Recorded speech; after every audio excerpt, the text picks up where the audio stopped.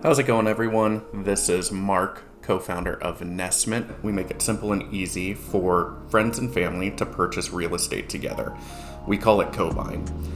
One of the main things that most groups that we work with or that use our platform ask is, how do we understand and evaluate markets and determine which market we want to purchase in?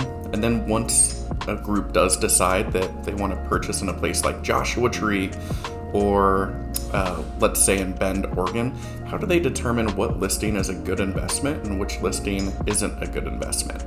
So the main use case most groups have when they're co-buying is they want to purchase a second home that they use part of the year as a vacation home, maybe a couple weeks, maybe a couple months, and then they rent it out as a short-term rental, which would be Airbnb or VRBO, the rest of the time. So they're generating cash to cover their expenses of actually owning a second home.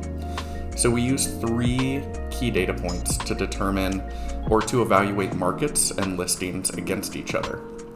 The first key data point we use is monthly cash flow. So this is the amount of money. It's either going to be negative, neutral, which is 0, or positive. This is the amount of money or the amount of cash that the group is actually spending each month, less the money that they're making from renting it out as an Airbnb or VRBO. So negative number means that they're actually going to be spending more cash each month to own the property than they're bringing in on Airbnb or VRBO as revenue. Positive means that they're actually generating cash from the property that exceeds the amount of cash that they're putting into the property. And this includes all of the expenses from mortgage payments to management fees to property taxes, etc. So positive is where most groups want to be. They're actually generating cash to have a second home that they can also use. The second data point that groups use is annual cash-on-cash ROI. Now this ties back into monthly cash flow, but uses or examines the number as a percentage on an annual basis. So you get an idea of how much money you are actually generating as revenue versus the amount of money that you're spending as expenses. Now the third piece or third key data point we look at takes into account appreciation of the property. It's no secret that property is one of the best investments in terms of appreciation, especially over the last 100 years. So not only is a group going to want to see how much cash they can generate from their second home or their co-buy, they want to see what the predictions are for that market and how much that property is going to appreciate. Ideally, with your co-buy, you're going to have 2 sources of income. One being the cash, and then the second, when you finally do sell the home, you're hopefully going to sell it for a profit because the property is appreciated. So this is an example of one of the groups that we worked with that didn't know where to start. They had an idea of these 10 or so places, cities around the US that they thought would be a good up-and-coming spot or a great investment, but they didn't know how to analyze the markets versus each other. So we went ahead and did monthly cash flow, annual cash-on-cash ROI, and 5-year annualized return for a handful of different listings from each one of these markets.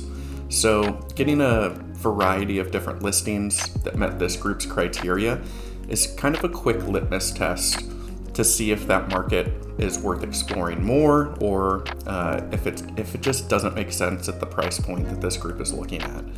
So as you can see, Whitefish, Boise, Santa Fe, those areas, Santa Fe was decent, but those 2 areas in particular, Whitefish, Montana, Boise, Idaho, just weren't providing the cash flow that some of these other markets are, such as Bend, Oregon, Joshua Tree, Haywood County especially.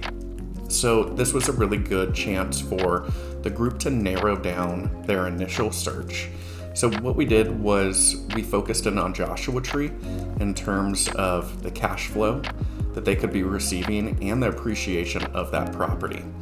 So when we narrowed down Joshua Tree for this group to examine more, we then looked at listings, and we took their criteria of wanting a 2-bedroom home around the same price point, anywhere from $400,000 to $500,000. and they wanted to know what listings would be a good investment inside of Joshua Tree.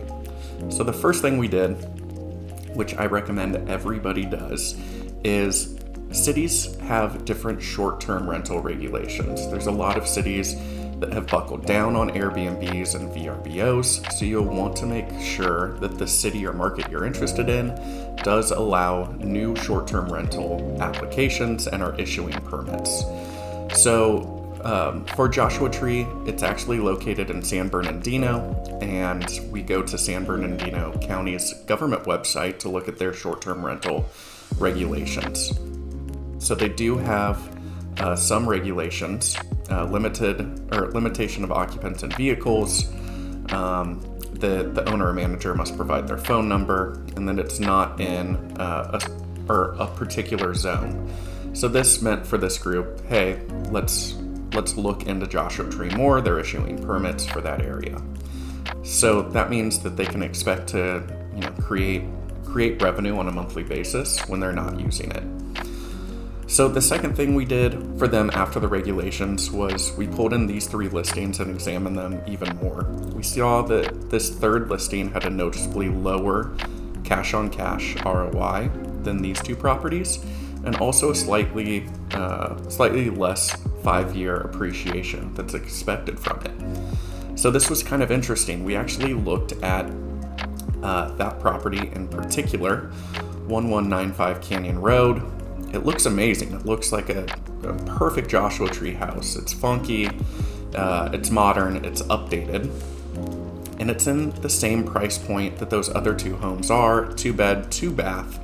So why isn't it cash flowing as much as these other 2 homes in Joshua Tree that are around same price point, maybe not as cool and funky as that one, and in what seems to be a less desirable part of the neighborhood that looks more like a tract area or tract home, like kind of development, something that's planned. You'd expect, the funky Joshua Tree house to be bringing in more cash on a regular basis than, what looks like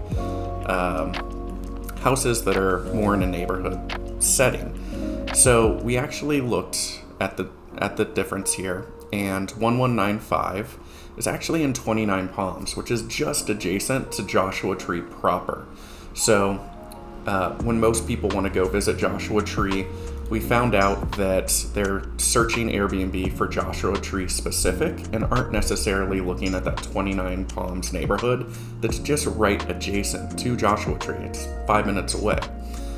It also predicted that the appreciation in 29 Palms, even though it's 5 minutes away, was going to be significantly less than these 2 other properties.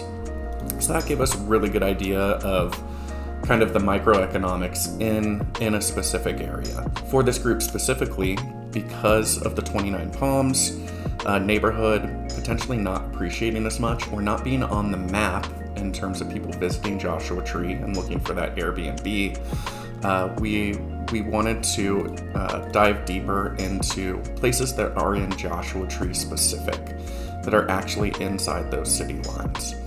I just wanted to cover this and show you how we analyze markets and different listings versus each other using these 3 indicators of monthly cash flow, annual cash-on-cash ROI, and 5-year annualized return. These 3 calculations are in the Nesmint platform. If you haven't signed up for Nesmint, we're currently open for beta and letting groups of people in right now on a month-to-month rolling basis. So join the waitlist if we don't have open spots, and we will be opening up the Nesmint platform to you shortly. Thank you.